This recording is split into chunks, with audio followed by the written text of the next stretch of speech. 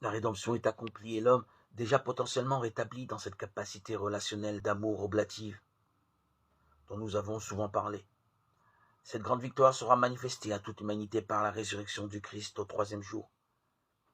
C'est l'apothéose de l'événement pascal au double visage de passion et de résurrection. Mais alors pourquoi nous parler de transpercement? D'ailleurs, qui nous en parle? Il s'agit du disciple que Jésus aimait.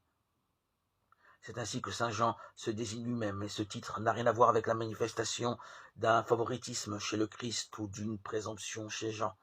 L'apôtre était ce disciple que Jésus aimait, non parce que ce dernier aimait moins les autres apôtres, mais parce que seul Jean avait découvert ce trop grand amour, dont parlera d'ailleurs l'apôtre Paul.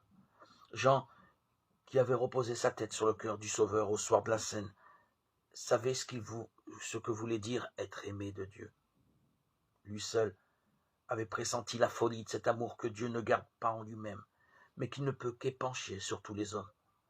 Jean, en fait, expérimentait déjà ce à quoi nous sommes tous appelés, être aimés par Dieu à la folie, c'est-à-dire jusqu'au plus profond de nos blessures, de nos ténèbres, de nos souffrances.